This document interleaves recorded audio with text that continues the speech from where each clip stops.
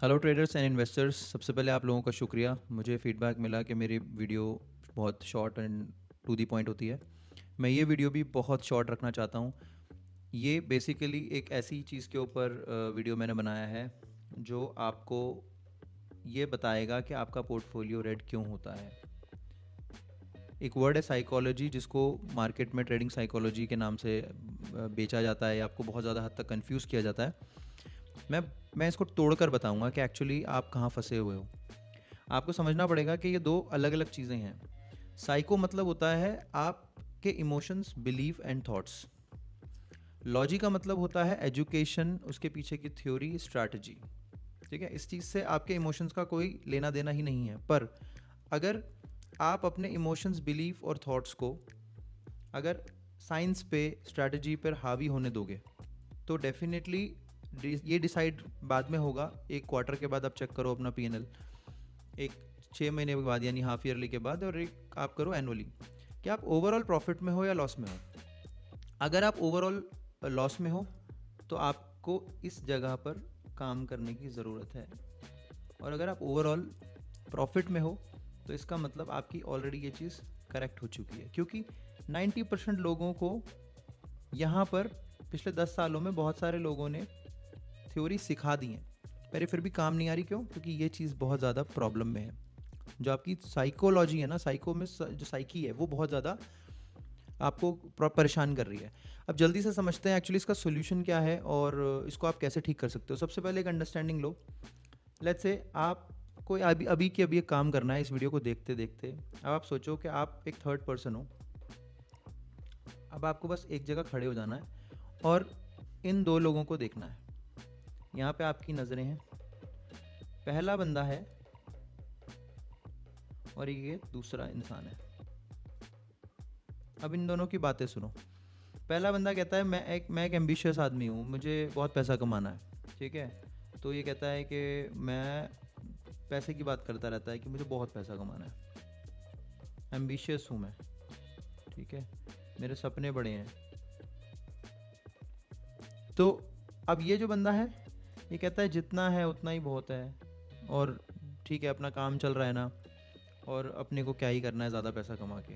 ठीक है, तो ये थोड़ा सा नॉर्मल नॉर्मल सी बातें करेगा कि जितना मिल जाए उतना अच्छा है, ये तो इतना तो मिल गया है, बहुत बढ़िया बात है। अब ये कहता है नहीं, मुझे और पैसा चाहिए, और पैसा चाहिए, और पैसा चाहिए। अब मुझे सिर्फ इतना सा बताओ, आप यहाँ खड़े हो और आप इन दोनों की बातें सुन रहे हो, और ये दोनों आपस में ये वाली बातें कर रहे हैं। अगर आपको इन लोगों में से किसी एक को चुनना होगा तो वो कौन होगा? बस इसका आंसर देना। दिमाग में सोच लिया आपने कि वो कौन होना चाहिए? ठीक है, अब आप लोगों का सिलेक्शन होगा कि आप किस तरीके के ट्रेडर हो यहाँ पे, क्योंकि वो जो आपने चुना है वो एक्चुअली वो आप ही हो।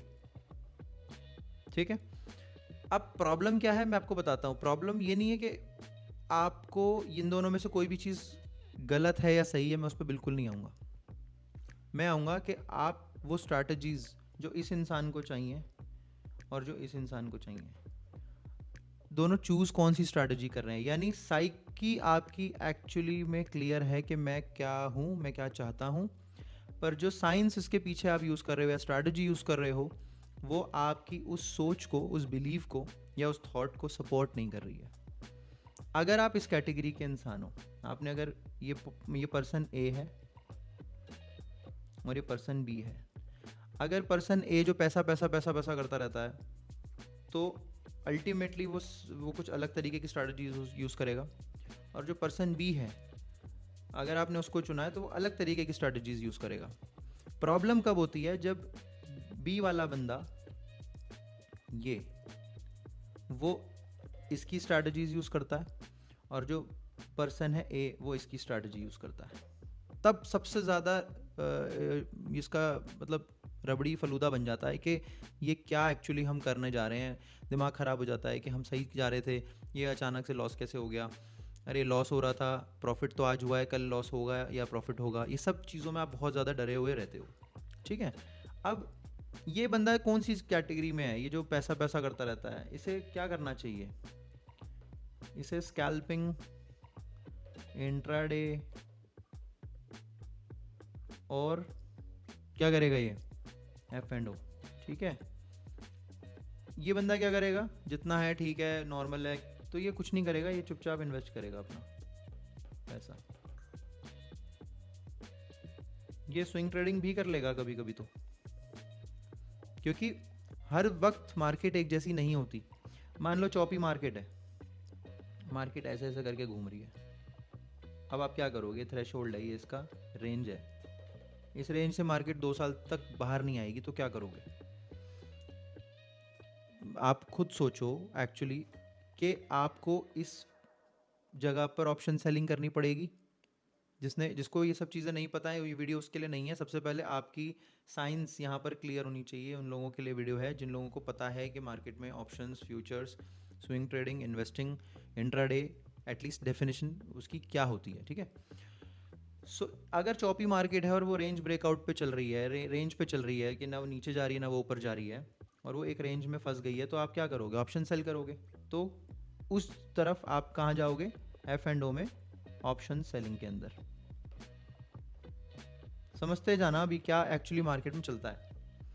अगर सपोज करो मार्केट आपकी ब्रेकडाउन हो गई, ठीक है, चौपी मार्केट थी, अचानक से उसमें क्रैश आ गया, तो आप क्या करोगे?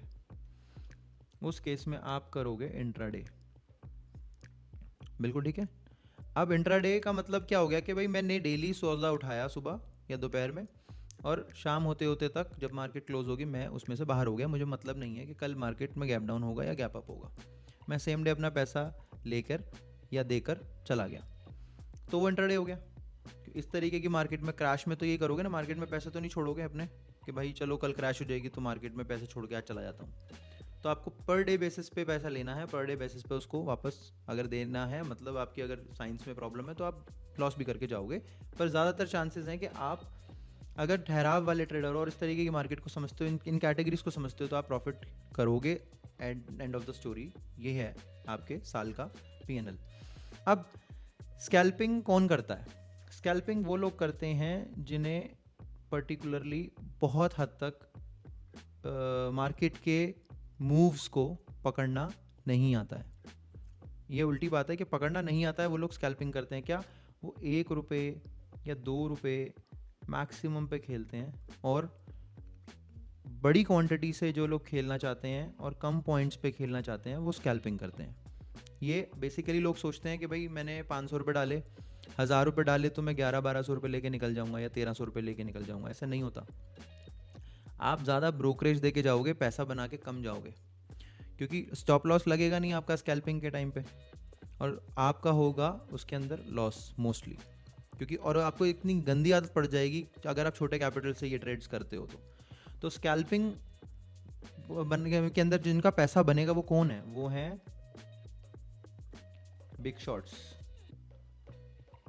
फॉर एन एग्जाम्पल, उन्होंने 1 करोड़ रुपए से ट्रेड किया और सिर्फ 1% के लिए ट्रेड किया। चलो मैं तो बोलता हूँ 0.5% के लिए ट्रेड किया, तो वो कितना पैसा लेके जाएंगे? वो 50,000 रुपये भी ले जा सकते हैं, वो 1 लाख रुपए भी लेके जा सकते हैं अगर 1% से खेलते हैं तो। पर अगर आप 1,000 रुपये से स्कैल्पिंग करोगे तो क्या क्या लेके जाओगे? 1100 रुपये बन जाएंगे। 100 रुपये के लिए आए थे मार्केट में, 200 रुपये के लिए आए थे, ब्रोकरेज भी तो दोगे ना। तो स्कैल्पिंग किसके लिए? बिग शॉट्स के लिए। आप इस चीज़ को समझो। अगर आपकी साइकोलॉजी, ये जो दिमाग में थॉट्स बिलीव चलते रहते हैं कि मैं ये कर लूँगा तो मेरा पैसा बन जाएगा, ये वीडियो सारा जूस है पर्टिकुलरली आपकी, आप कहाँ खड़े हो ना, आप किस तरीके के ट्रेडर हो, आप समझो। इस वीडियो से आप निकालो अपने अपने बारे में इन्फॉर्मेशन निकालो। स्कैल्पिंग मैंने क्लियर कर दिया जल्दी जल्दी आपको, मैंने इंट्राडे क्लियर कर दिया, ठीक है। स्विंग ट्रेडिंग के अंदर मुझे शायद बताने की ज़रूरत नहीं है। अगर मार्केट में लेट्स से कि आपने अभी जैसे सिनेरियो चल रहा है, अभी हम ये वीडियो बना रहे हैं अप्रैल 2026 में। आपको पता है मार्च में क्या हुआ था? मार्च में मार्केट 2000 से लेके 2500 पॉइंट टूट गई थी, ठीक है, और ये अचानक हुआ था रातों रात। 28 फरवरी से टूटनी शुरू हुई और मेरे ख्याल से 8 अप्रैल तक मार्केट बहुत बुरी तरह से टूटती रही, गैप डाउन खुलते रहे। अब स्विंग ट्रेडिंग किसके लिए है? आपको पता है कि एक स्टॉक 30% ख़त्म हो चुका है, 40% उसकी ड्रॉ डाउन हो चुकी है वैल्यू। आपको क्या लगता है कि कोई भी चीज़ लगातार गिरती रहती है? वो क्या करती है, रिट्रेस करने के लिए आएगी। यहाँ पे मान लीजिए ये स्टॉक 30% से लेके 40% गिरा, तो वो बाउंस देगा कम से कम 5 से 7% का। फिर हो सकता है कि वो रुकते रुकाते और नीचे जाए, उससे उससे लेना देना नहीं है, वो स्टॉक बेस्ड बातें हैं। मैं फ़िलहाल आपको भी साइकोलॉजी करेक्ट करने के लिए बोल रहा हूँ कि एक्चुअली इस कैटेगरी में अगर आप फॉल करना चाहते हो स्विंग ट्रेडिंग में, तो वो किसके लिए है? स्विंग ट्रेडिंग हमेशा काम नहीं करती। स्विंग ट्रेडिंग में आपको एक मूव चाहिए जो जल्दी से जल्दी विद इन अ वीक और 10 डेज में भी मैक्सिमम 1 महीने के अंदर अंदर आपको कुछ 7, 10, 20% बना के दे दे। तो स्विंग ट्रेडिंग आप हमेशा नहीं कर सकते। वो आप देखोगे कि मार्केट में यार ऑलरेडी वैल्यूएशन 35-40% ड्रॉ डाउन हो चुकी है। नाउ मैं स्टार्ट करता हूँ इन्वेस्टमेंट करना, और पोर्टफोलियो में अगर मेरे पास 5-7 लाख 10 लाख रुपए है, तो मैं उसको डिवाइड करके कुछ 25-30 हिस्सों में डिवाइड कर देता हूँ कि जब भी मार्केट उठेगी तो मुझे सब चीज़ों में ऑलमोस्ट टोटलिटी में मिलाकर फ़ायदा अच्छा हो जाएगा। तो स्विंग ट्रेडिंग भी आपने समझ ली। अब डिसाइड आपको क्या करना है कि आप इंट्राडे वाले हो, ठीक है, किस कैटेगरी में इंट्राडे है। स्कैल्पिंग में आप जाना चाहते हो तो वो स्कैल्पिंग किसके लिए होती है, या कि कोई भी ऐसी कैटेगरी जिसको आप चूज़ करना चाहते हो, आप कहाँ फिट बैठ रहे हो। जस्ट मेरी वीडियो देखने के बाद में, इस वीडियो के बाद में या इसके दौरान आपको अगर ऐसी चीज़ें लग रही हैं कि आप कहाँ जा रहे हो, तो आप कमेंट बॉक्स में मुझे बताओ कि मैं इस तरीके की साइकोलॉजी कैरी करता हूँ और ये मुझे सूट करता है। मैं आपके कमेंट्स पढ़ूँगा, और अगर उसमें मुझे लगेगा कि कॉम्बिनेशंस बैठ रहे हैं आपके, तो डेफिनेटली मैं आपको उसमें रिप्लाई भी दूंगा, और हो सकता है कि आपके सवालों के आधार पे मैं एक वीडियो भी बना दूं। तो अब आती है बात फाइनली फ्यूचर एंड ऑप्शंस की, ठीक है। फाइनली फ्यूचर एंड ऑप्शंस, मैं इसको 2 पार्ट्स में डिवाइड करता हूँ, फ्यूचर एंड ऑप्शंस। इनको अलग अलग समझने की ज़रूरत है। इसका जो प्राइस चलता है वो आपको पता ही है कि ये स्पॉट प्राइस के हिसाब से चलता है, मतलब जितने का स्टॉक होएगा उसके आसपास ही ये मूव करेगा।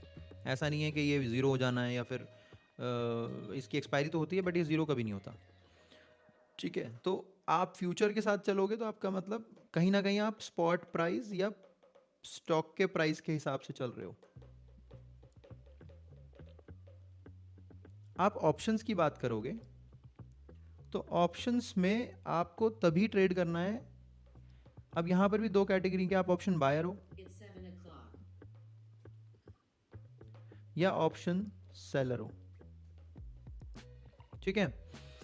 तो मैं इसके ऊपर पूरी एक अलग सीरीज बनाऊंगा फ्यूचर एंड ऑप्शंस के ऊपर, पर आप ये बस समझ लो कि आप अगर फ्यूचर करते हो तो आप किस तरीके के बंदे हो। आप कहते हो जी मैं फ्यूचर करूंगा, फ्यूचर आप सिर्फ इसलिए कर रहे हो क्योंकि आपके पास उतनी कैपिटल नहीं है स्टॉक में लगाने के लिए, इसलिए आप कहते हो कि मैं 1-2 महीने बाद तक ये सोचता हूँ कि ये स्टॉक यहाँ से ऊपर चला जाएगा।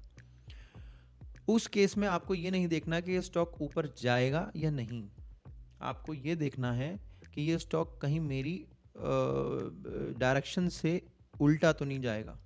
क्योंकि प्रॉफिट हो ना हो, आपको सबसे पहले ये देखना है कि लॉस नहीं होना चाहिए। अगर 20-25 पॉइंट का आपको लगता है कि मैक्सिमम टू मैक्सिमम इसके अंदर रेंज रह गई है, 20-25 पॉइंट मतलब हो गया कुछ, किसी भी स्टॉक में अगर 0.5% या 1% मैं कंसिडर कर लेता हूँ, इतना मूव अगर उसका डाउन साइड या अप साइड बचा हुआ है, और आप कहते हो मेरा डायरेक्शन अब बिल्कुल स्टेबल हो चुका है, तो आप फ्यूचर्स में रहो। लोग क्या करते हैं, मैंने आज यहाँ पे मान लो स्टॉक 100 रुपये पे है और मुझे लगता है ये स्टॉक 160 रुपये जाएगा, चल यार बाई कर लेता हूँ।